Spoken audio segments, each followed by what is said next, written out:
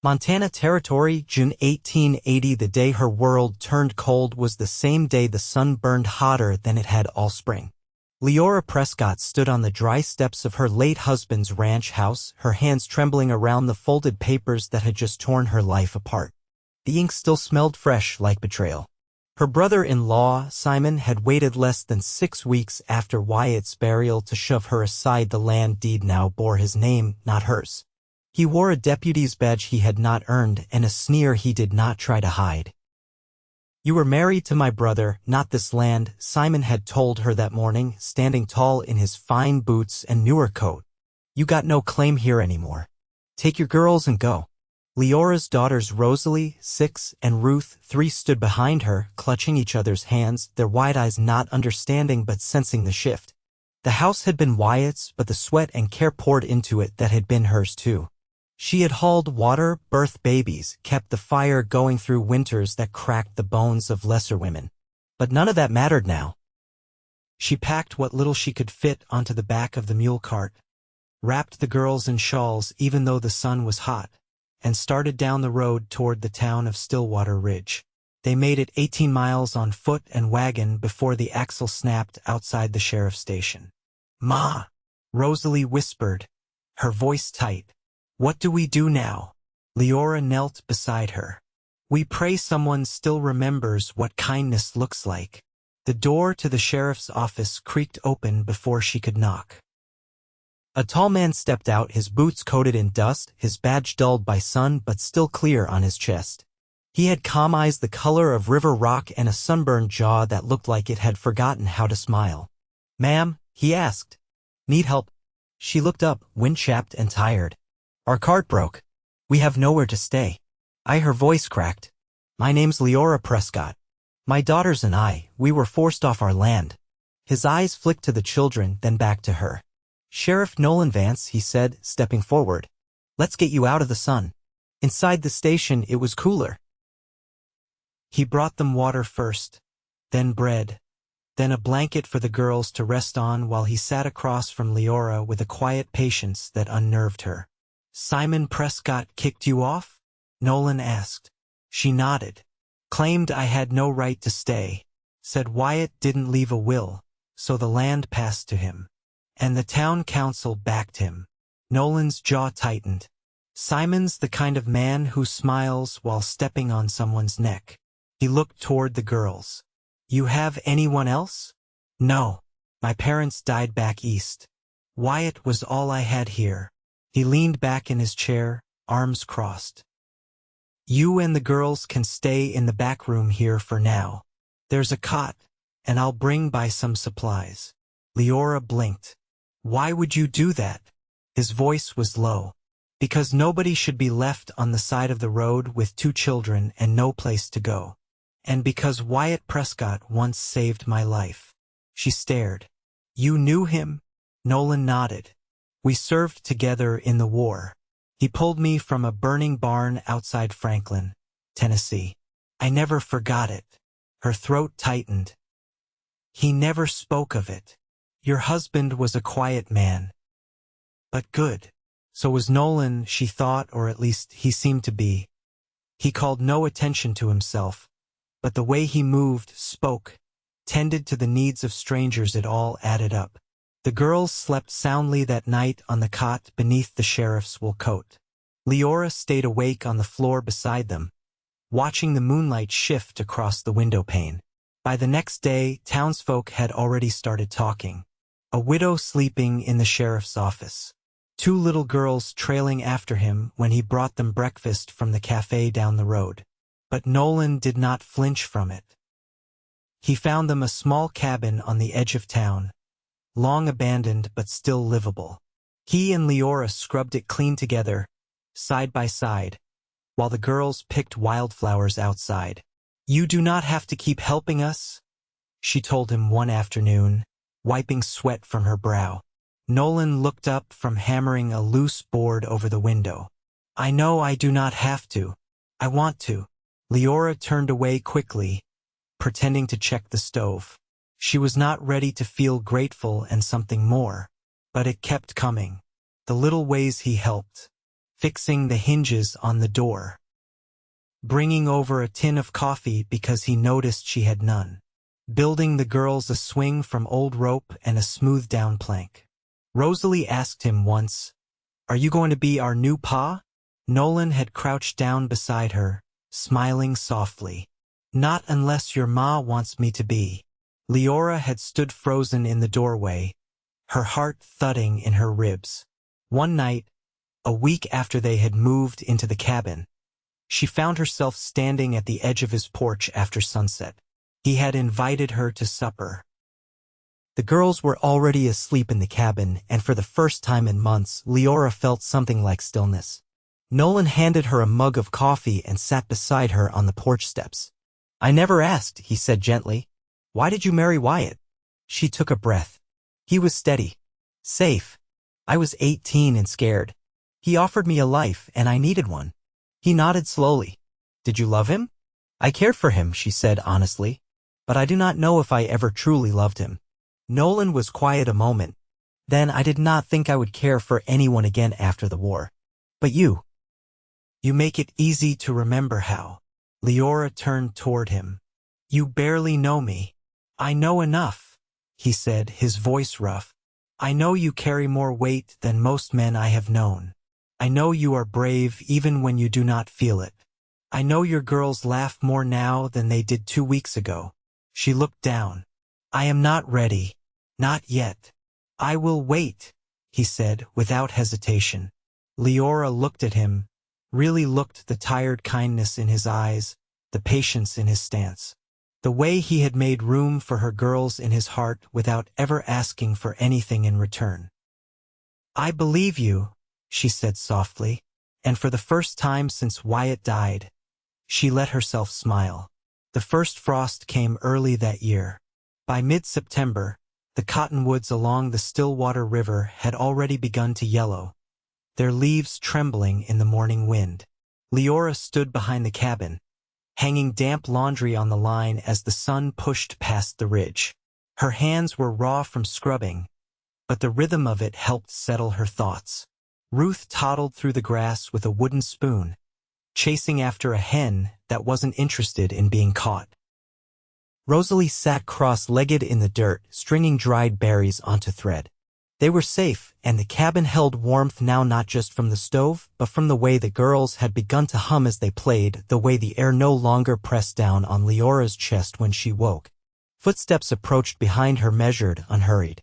She didn't need to turn to know it was Nolan. "I brought winter oil for the lamps," he said, setting the tin by the door. "And a book for Rosalie. It's got stories from the old countries. Thought she might like it." Liora wiped her hands on her skirt and turned. "You didn't have to bring anything." "I know," he said simply. She studied him. His coat had been mended at the shoulder, new stitching over an old tear. The kind of care a man did for himself without complaint. She noticed the lines around his eyes deeper now as the light shifted across his face. "You ever think about leaving this place?" she asked. He met her gaze. "I used to. After the war, I figured I'd keep moving till I found something that didn't feel like ash. But Stillwater stuck. There's good in it if you know where to look. You ever think about marrying?" His eyes flicked toward Ruth, who had given up on the hen and was now chewing on her spoon. "I did once. Before the war. She married someone else while I was in Georgia." Liora nodded slowly. "And after? Didn't see the use? Until lately." Rosalie called out, holding up her string of berries. "Ma, can we hang this in the window?" Liora brushed the damp hair from her forehead. "Later, sweet? Let's finish the wash first." Nolan's voice was quiet. "You don't have to do it all alone anymore." "I know," she said, not quite looking at him. "But habit gets its hooks in deep." He didn't press her. Instead, he crouched beside Ruth and pulled a small tin whistle from his coat pocket. "Ever heard one of these, little one?" She stared, wide-eyed, and nodded. He played a few soft notes, nothing fancy, just enough to make her giggle. Rosalie wandered over, drawn by the sound. For a long moment, the three of them stood in the golden light, the music wrapping around them like a thread. Later that evening, after the girls had fallen asleep curled against each other beneath the quilt, Liora sat on the porch with her mending in her lap. The cabin behind her was quiet but full of food she'd canned herself, of pencil drawings Rosalie had made, of the faint scent of pine from the branch Nolan had hung above the door to bless the coming season. He arrived just after sundown carrying a box. "Found this in the storeroom," he said, offering it. "Old iron kettle. Thought it might serve better here than rusting under the jailhouse stairs." She took it, running her fingers along the cool rim. "It's heavy." He smiled, tired but true. "Some things are worth the wait." She set it down beside her and stood. "I've been thinking," she said, eyes steady on his. "I'm listening," he said. "You've stood by me, not asking for anything. You've made a place for my girls without ever trying to take what isn't offered. And I see you, Nolan. Not just what you do. Who you are." He waited, silent. "I'd like to build something that lasts," she said. "With you. If you still want to." He took a step closer. "Liora, I've wanted nothing more." The wind stirred her hair, and he reached up, brushing a strand behind her ear. His hand lingered a second longer than necessary. She didn't pull away. Inside, the fire crackled low. The night was cool, but not lonely. And for the first time in a long while, the future didn't feel like a burden to bear. It felt like something to walk toward, hand in hand. By late October, the valley had turned brittle and gold. Morning frost clung to the grass in pale webs, and the cabin's single-pane windows breathed with condensation. Liora rose before the girls, kindling the stove in the dark and pulling her shawl tighter around her shoulders. The feel of the floorboards had changed, less like borrowed space, more like something she could root into. Nolan arrived just after dawn, brushing the cold from his sleeves as he stepped through the door she'd left unlatched. He set down a sack of oats and a cured ham wrapped in canvas. "They're butchering early this year," he said, setting the ham on the counter. "Cattle aren't holding weight like they should. Might be a sharp winter." "I've been drying apples," Liora said, opening the cupboard. "We'll get through." He glanced toward the back room where Rosalie and Ruth still slept, their soft breathing muffled under quilts. "I've been meaning to ask," he said, voice quiet, "what name you plan on giving them now. If you take mine?" Liora turned the question over in her mind, fingers resting on the rim of the flour tin. "They've only known Prescott. But the man who gave them that name never taught them how to live." "You have." "I don't want to take anything from them," he said. "Or from him." "You're not," she said. "You're giving them something new." He nodded once, and that was enough. She poured water into the kettle, and they stood there, side by side in the hush of early light, the silence holding steady between them. 2 weeks later, word came from the northern road. The supply train had been ambushed near Birch Creek. With winter closing in, the town gathered in the schoolhouse to decide how much to ration. Nolan stood at the back while Liora sat beside the widow Alden, who'd lost her son to scarlet fever the previous spring. "We can stretch flour," Liora offered when the talk turned to bread. "And there's fish in the river until the ice comes." "Not everyone's got a rod or the hands to catch," someone muttered. "I've got both," Nolan said. "I'll teach anyone who wants to learn." Later that night, Liora found him repairing a broken trap behind the jailhouse. The lantern flickered across his face, casting long shadows across the dirt. "You don't owe them all this," she said. "They're my people," he replied. "Same as you and the girls. I don't carry a badge to protect only the ones who already have everything." She crouched beside him, running her fingers across the weathered wood of the trap. "You ever think about leaving the badge behind?" "I did once," he said. "But without it, I wouldn't have known how to find you." She swallowed the ache in her throat. "I never thought I'd be chosen. Not like this. Not for who I truly am." He looked up at her. "You were never the one who needed proving. Just the one who hadn't been seen right." The next Saturday, they went to the church. Ruth carried a small bouquet of dried yarrow. Rosalie wore the blue dress Liora had let out the hems on, her hair tied back with a ribbon Nolan had traded for from the general store. The ceremony was brief, spoken soft between walls that had heard more funerals than weddings these past years. When the preacher asked them to join hands, Nolan's fingers closed gently over hers, calloused and warm. He didn't promise ease. He promised presence.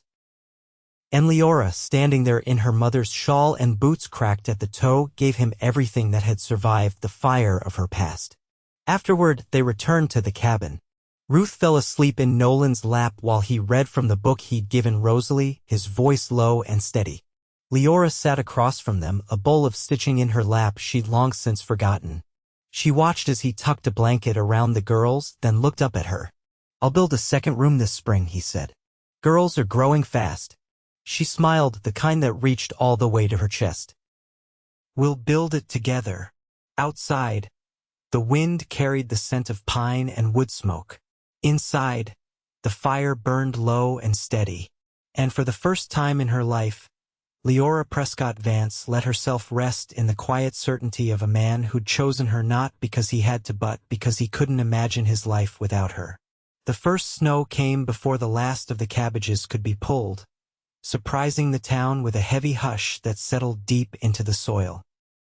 Liora stood at the window of the new room Nolan had framed with his own hands, watching Ruth press her nose to the glass, tracing shapes in the frost with a mittened finger. Rosalie sat cross-legged by the hearth, her lips moving silently as she read. Nolan had risen early, hitching the mule to the sled he'd built from salvaged rails and bent nails. He was out delivering firewood to the widow Alden and then to the schoolteacher, Miss Barrow, whose stove had gone cold the night before. Liora had packed him a tin of rye bread and pickled carrots tucked into a cloth with last month's newspaper. She'd never known a man who gave so much without ceremony. That afternoon, she took the girls down to the riverbank, where the ice hadn't yet thickened. They gathered driftwood and dead branches, Ruth humming tunelessly, Rosalie quiet in her own mind. When they returned, Nolan was already back, kneeling beside the stove with his boots still wet, coaxing the fire with thin curls of pitch pine. "There's been a letter," he said, straightening. "Came through the post on the morning coach." She took it from him, fingers brushing his. The paper was stiff, inked in an unfamiliar hand. She opened it slowly, eyes moving across the lines once, then again. "It's from Wyatt's uncle, in Missouri. He says he heard what Simon did. Says he's sorry." Nolan leaned against the wall, arms crossed. "He offering anything?" "Just his regrets." She folded the letter carefully. "I suppose he couldn't offer more even if he wanted." He nodded once, then turned toward the hearth. "I saw Simon in town last week." She looked up sharply. "What did he say?" "Nothing. Just watched me from the other side of the road. Didn't follow." She let out a breath she hadn't realized she'd been holding. "He won't come near the girls?" "No," Nolan said. "He won't come near any of you again." That night, after the girls were tucked in, Liora stood outside the cabin, snow falling soft against her sleeves. She could hear Nolan behind her, fitting damp gloves over the line to dry. She didn't turn. "I've been thinking about what comes next," she said aloud. He stepped onto the porch beside her, his breath misting the air. "You worried?" "No," she looked out at the slope where the river curved away into brush. "Just trying to picture it. Spring and the garden. Rosalie'll be old enough for proper lessons. Ruth will need a stool to reach the basin soon." He stood still, hands at his sides, waiting. "I want more than just surviving," she said. "I want the kind of life that lets them grow without fear. And I want to build it with you." He didn't touch her, didn't speak right away. "You remember that night you asked me why I married Wyatt?" she said. "I've thought about it since. I was grateful to him. He was kind in his way, but I never felt rooted. I do now." Nolan took her hand then, slowly, as if he were asking again without words. She curled her fingers through his, the answer already given. "I've been saving lumber," he said quietly. "Come spring, I'd like to raise a barn. Not just for the mule. For what we might grow." She rested her head against his shoulder. "We'll fill it with more than feed." He kissed her hair, slow and steady, like every promise he'd made since the day he found her on the road. Behind them, the cabin held a low warmth, the kind that wouldn't fade when the fire burned down. And when morning came, it found them still standing, their hands clasped, hearts quiet, watching the snow ease into the earth that would soon be theirs to tend together. By late March, the river thawed. It came slow at first, a whisper beneath the ice, then with a groan and crack that echoed through the valley like a door swinging open. Liora stood near the edge, her skirts brushing the muddy bank, the sun warm against her back. She held Ruth's hand while Rosalie balanced on a log, arms outstretched, testing her steps with quiet focus. Behind them, Nolan bent over a plank of pine, measuring twice before cutting. He'd begun framing the barn last week, each board laid with the same care he gave to everything that mattered. "I want to help," Rosalie called, jumping down. Nolan didn't look up. "You'll get a hammer if your ma says yes." "She'll smash her thumb," Liora said, half laughing. "Then she'll learn," he replied. Rosalie beamed and ran to fetch the smaller mallet Nolan had made her from a branch and a scrap of iron. Liora stayed by the river, watching the water curl and break around the stones. She hadn't crossed the creek since Wyatt's funeral. For months after, the current had looked too much like grief shifting, relentless, impossible to stop.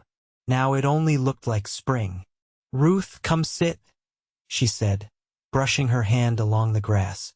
The girl plopped down beside her, fist wrapped tight around a pebble. "Why do rocks never grow?" Ruth asked, eyes squinting into the sun. "Because they've already become what they're meant to be." "Like you and Pa Nolan?" she asked without looking up. Leora's chest tightened. "Yes," she said softly. "Exactly like that." By the time the barn stood upright, the grass had turned soft underfoot and the hens scratched deep into the thawing soil. The structure leaned slightly east, but it held firm. Nolan said the tilt would help with the wind, and Liora hadn't questioned it. They christened it with a shelf of tools and 3 goats traded from the Miller family up past the ridge. Rosalie named them Maple, Dusty, and Old Shoe. Ruth insisted on feeding them every morning and cried the first time one butted her in the knee. That evening, Liora sat with Nolan on the barn's threshold. The girls napped in the grass, bellies full of milk and biscuits. The air smelled of cedar and sun-warmed earth. "I've been thinking about planting fruit trees," he said. "Far side of the field. Maybe plum." She leaned her head against his shoulder. "Why plum?" "My ma had one. Jam so sweet it stuck to your teeth. I'd like a tree our girls can climb." She looked up at him, eyes soft. "You say that so easy." "Our girls." "They are," he said. "In every way that matters." They sat in silence, the kind that didn't need filling. The wind tugged at her braid. Nolan reached over and tucked it behind her ear, fingers brushing her skin in a way that still made her breath catch. "I want to give you something," she said, standing. He watched as she crossed to the cabin, disappearing inside. When she returned, she held a small wooden box. It was carved plain but smooth with use. She set it in his hands. Wyatt kept it for his letters, she explained. But he never filled it. "I want you too." He opened it slowly. Inside was a folded piece of paper, her handwriting neat and careful. It read, "For the days we forget how far we've come." He closed the lid gently. "I'll fill it," he said. "With every day you let me stand beside you." That night, they lay together in the bed Nolan had built from pine boards, their backs warmed by the fire. The girls slept soundly in the next room, and the walls held the scent of beeswax and fresh bread. Liora traced a scar on Nolan's shoulder, the one that ran jagged across his skin like a split branch. "Do you ever miss the life you had before this?" He turned toward her, brushing his thumb along her cheek. "I didn't have a life before this. I had days. Now I have something I want to keep waking up for." She kissed him, soft and sure, and he pulled her close, the kind of closeness that spoke of belonging, not need. Outside, the wind moved through the trees, gentle this time, as if it too had settled. Years passed in the way seasons do, slow at first, then all at once. The orchard bloomed by the 3rd spring, and the plum trees stood taller than Rosalie by the time she turned 10. Ruth grew quieter, sharper-eyed, always watching the sky before the rain came. Nolan built a second barn when the goats became too many, and Liora started teaching letters to the younger children in town, lessons held under the shade of the cottonwoods. They never spoke of Simon again. He left Stillwater Ridge not long after the council refused to re-elect him as deputy. No one missed him. The cabin grew with them. A porch was added, then a second chimney. The walls bore pencil marks where the girls' heights stretched taller each year, and the table held the scuffs of hundreds of meals. Birthday candles melted into the grain. One summer evening, with fireflies blinking low in the grass and the air thick with honeysuckle, Nolan took Leora's hand as they watched the girls chase each other across the yard. "You made me into a man I almost forgot I could be," he said. She squeezed his hand. "And you taught me how to want again, not just survive." They kissed beneath the plum trees, the fruit just starting to ripen, and when the girls called for them to come see the new kitten born in the barn loft, they went together, hand in hand, the path worn smooth beneath their feet.